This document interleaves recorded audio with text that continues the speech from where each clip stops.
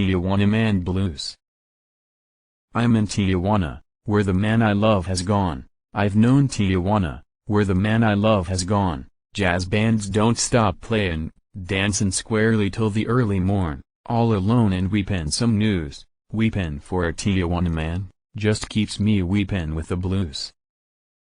Tijuana is the place, where you'll have a lovely time. Tijuana is the place, where you'll have some good old time, riding on a pony. They've set, Tijuana pony I call mine.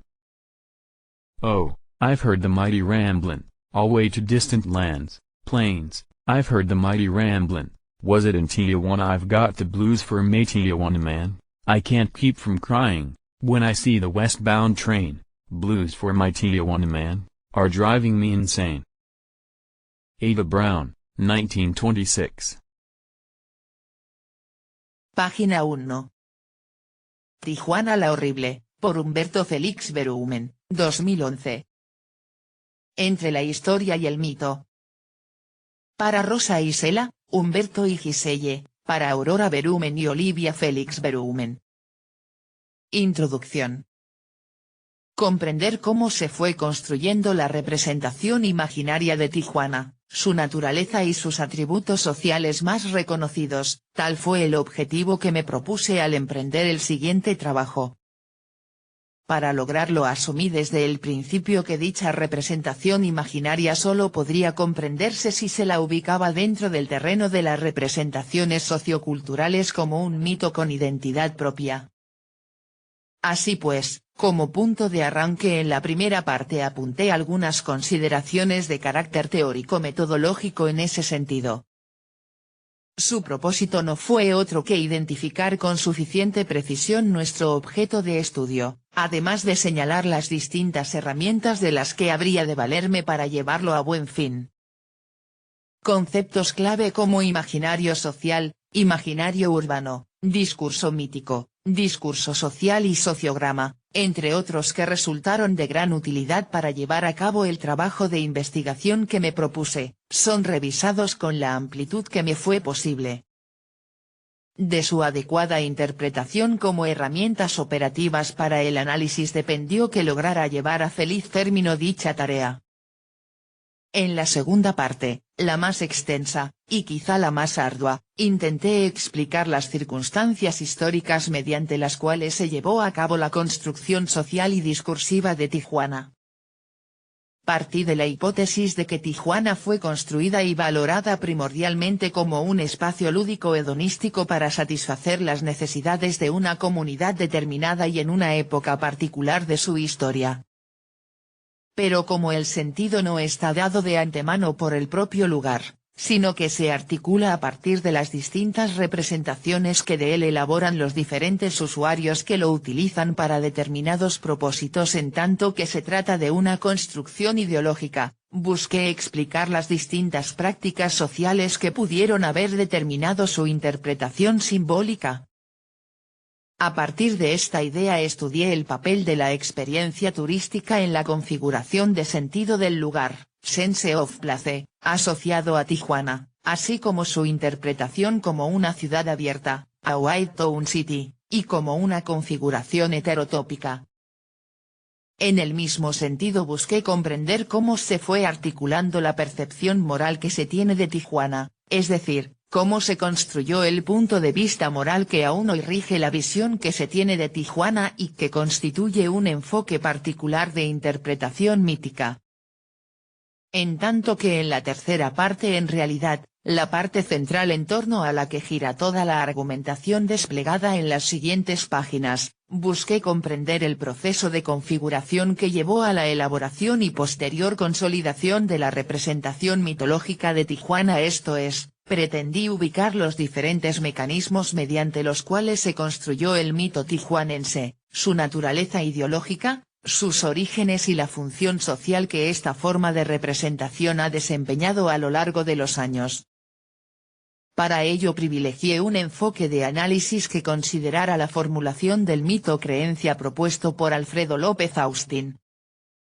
Este enfoque, más que reducir el mito a su dimensión exclusivamente narrativa, permite reconocer la puesta en acto de los mitos, así como los distintos efectos, valores, prácticas y experiencias que aparecen asociados a su existencia.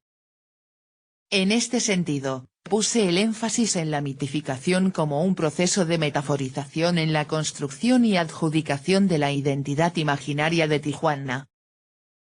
Consideré la metáfora como la piedra de toque para comprender el proceso de mitificación debido a que la construcción metafórica, desde una dimensión claramente connotativa, fue el símbolo mediante el cual se concretó la estructuración del mito tijuanense. Según Paul Ricoeur, es a través de la metáfora como el lenguaje se despoja de su función directa para alcanzar el nivel mítico. Para dar cuenta de este proceso no solo fue preciso considerar las circunstancias históricas y sociales que lo hicieron posible, sino que fue necesario retomar el referente mítico que sirvió de antecedente simbólico para su posterior elaboración, así como el papel desempeñado por la llamada leyenda negra de Tijuana. En este sentido se requirió abordar las diferencias entre mito y leyenda, y considerar la naturaleza y las funciones ideológicas que pueden reconocerse en el mito tijuanense. Pero, sobre todo, fue preciso explicar cómo un episodio histórico devino en una leyenda y, posteriormente, cómo se fue estableciendo su condición mítica. En el capítulo final de este apartado se estudian las connotaciones negativas que se asocian al nombre de Tijuana. Entre otras razones, porque el significado de los objetos depende de la manera en que estos han sido nombrados y la finalidad ideológica que se persigue con ello. La cuarta parte está dedicada a revisar con detenimiento el papel que la literatura ha jugado en cuanto al proceso de configuración y reproducción simbólica del mito tijuanense.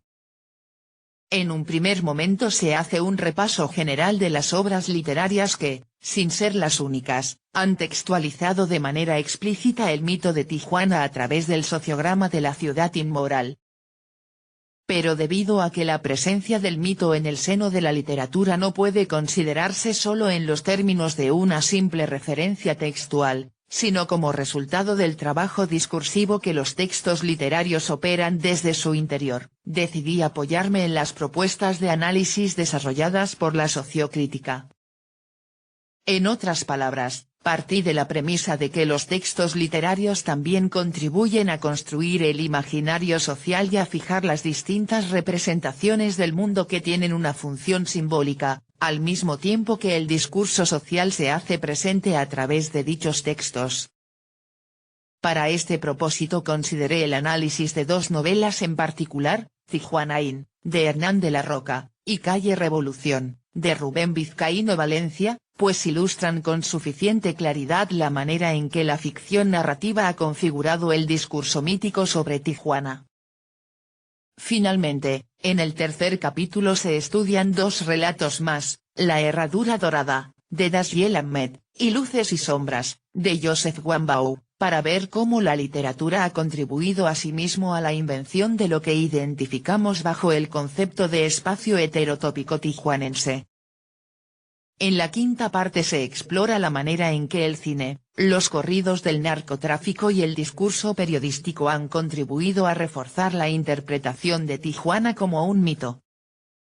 Tres son los aspectos que decidí considerar dentro de este apartado: primero, la articulación a través del cine de lo que se define como el nightclub de la frontera, tanto en el cine estadounidense como en el mexicano y en el chicano. Segundo, la visualización de la violencia social expuesta a través del imaginario más mediático y que ha proyectado la imagen de Tijuana como una ciudad peligrosa en extremo y, tercero, la presencia inequívoca de Tijuana dentro de los llamados corridos del narcotráfico. En los tres casos resulta evidente que no se trata únicamente de simples referencias textuales, más o menos accidentales, sino de configuraciones imaginarias que han trascendido el plano de lo estrictamente referencial para situarse dentro de una dimensión claramente simbólica. La sexta parte está dedicada a exponer los motivos por los cuales el mito ha llegado incluso a condicionar la visión social y el sentido que aún se tienen de Tijuana. Me interesaba en particular resaltar el hecho de que hay un conflicto permanente entre la imagen pública de Tijuana y la manera como se quiere que ésta sea valorada. Con esto en mente descubrí que el mito de Tijuana también se encuentra arraigado en la planificación urbana de la ciudad. En un segundo momento consideré necesario revisar la actitud de quienes han buscado la manera de contrarrestar la existencia de una imagen negativa de Tijuana, aunque en el fondo es posible advertir la interiorización de tal imagen. Por otra parte, resultó interesante comprobar cómo la imagen de Tijuana se ha transformado en un símbolo que hoy sirve como referente para identificar otras experiencias similares o semejantes, tanto como en un tropo para ilustrar la condición posmoderna de la vida urbana. En conjunto, todos estos hechos ayudarían a explicar por qué es tan difícil eludir la visión negativa que se tiene de Tijuana. En el último apartado se exponen las conclusiones generales a las que fui arribando a lo largo de la investigación desplegada en los apartados anteriores. Conviene aclarar que si el hilo de las argumentaciones va libremente de una parte a otra y de un capítulo a los siguientes, ello se debió al hecho de que es difícil establecer límites precisos en un tema tan complejo como para circunscribirlo dentro de los marcos de un mismo capítulo. Espero haber demostrado con claridad la relación lógica que hay entre las distintas partes en las cuales se dividió este trabajo. De las razones del título. El título es evidentemente un plagio, pero es igualmente un sentido homenaje. Un plagio porque se debe inicialmente al libro del peruano Sebastián Salazar Bondy, Lima la horrible, era, 1964. Y un homenaje personal a la ciudad que ha merecido toda clase de vituperios y maldiciones. Por lo demás la frase no es totalmente mía. En su cuento La boquilla en do, Carlos Martín Gutiérrez escribió lo siguiente: Tijuana y su leyenda negra. Tijuana la horrible con su topografía accidentada y misteriosa. El cuento apareció publicado en Leobardo Sarabia Quiroz, com, La línea de fuego. Relatos policíacos de frontera, México, Fondo Editorial Tierra Adentro, 1990, pp. 103-114. Me gustaría que fuera leído no como una afrenta más a Tijuana, que no lo es, en absoluto, sino más bien como un esfuerzo personal por esclarecer las causas que dieron origen a su transformación mítica. Si la investigación que hemos llevado a cabo ayuda a clarificar dicho proceso, este trabajo habrá cumplido entonces, y solo entonces, con el propósito que motivó su escritura. Humberto Félix Berumen, julio de 2003. Página 9.